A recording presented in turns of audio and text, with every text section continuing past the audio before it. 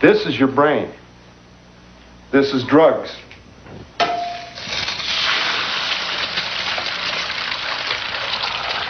This is your brain on drugs.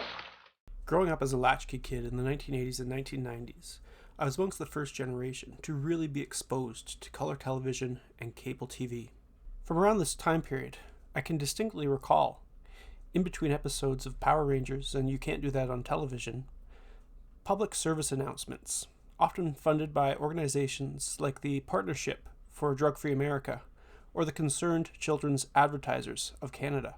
These PSAs were quite short and often featured an anti-drug message. However, there were the occasional house hippos thrown in for good measure. Yet even as these PSAs were being broadcast, a new wave of extreme musical artists, we'd probably call them edgy today, began to gain popular media attention. Their lyrics were often pro-drug, or at least ambivalent to substance use, and in some cases the artists crossed over into other realms of celebrity, such as film, television, or simply becoming famous because they were already famous. So were these PSAs effective? Well, let's talk about that.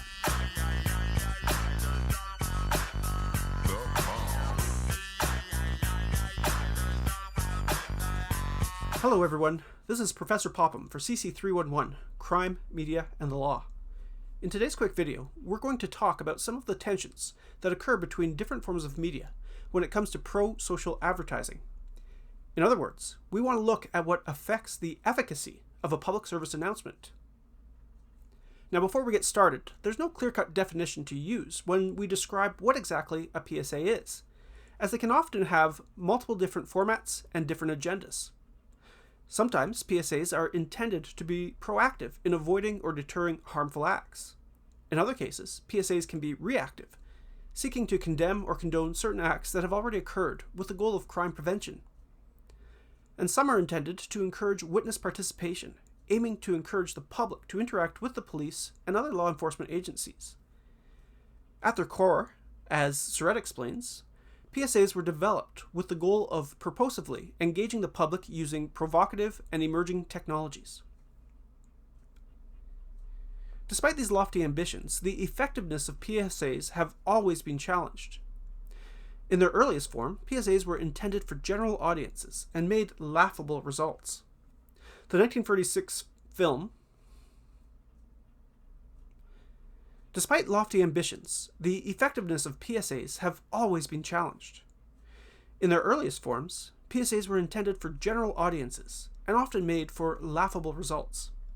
For example, the 1936 film Reefer Madness has developed a cult following for its extreme depictions of the effects of cannabis consumption, very misleading and very inaccurate.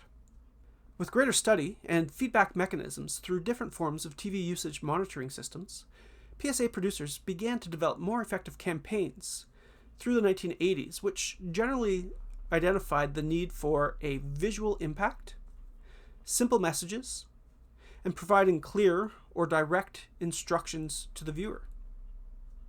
Despite this knowledge, many researchers have concluded that exposure to PSAs is more likely to affect attitudes, rather than to actually change people's behaviors.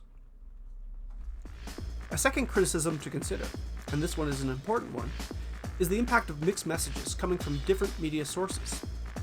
As I mentioned at the beginning of this video, around the time that anti-drug PSAs began really hitting their strides, so too did a new era of popular media that depicted people having enjoyable, or at least funny, times and situations related to substance use.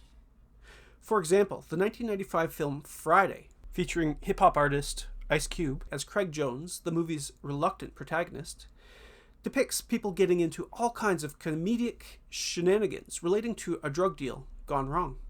Thinking about this from the social learning perspective may help.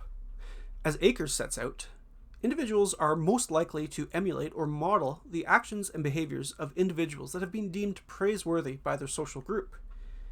In Akers' case, he calls them significant others. Given the likelihood that the intended targets for anti-drug PSAs were already involved in groups that normalize drug use, it seems likely that they would have been far more likely to espouse the messaging in films like Friday, rather than PSAs about frying eggs or short-circuited brains. A third point to consider about PSAs is their proneness to becoming memes, or having other unintended consequences.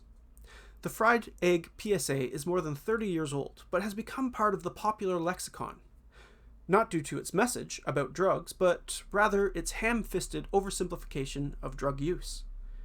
It was revisited over and over again through the years, yet could never shake its original hokiness. In a very different frame, a series of extremely graphic anti-texting while driving PSAs were released in Australia through the late 2000s.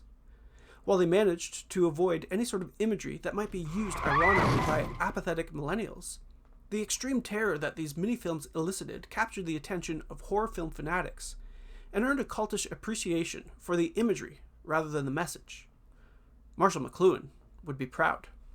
Despite these criticisms, the PSA phenomenon persists. Recently, we've begun to see examples of PSAs being embedded within video games and other forms of digital culture. So do they work? Well, I'll have to leave that up to you. I know for myself, I've never really looked at a fried egg in the same way since seeing that first anti-drug PSA 35 years ago. This is a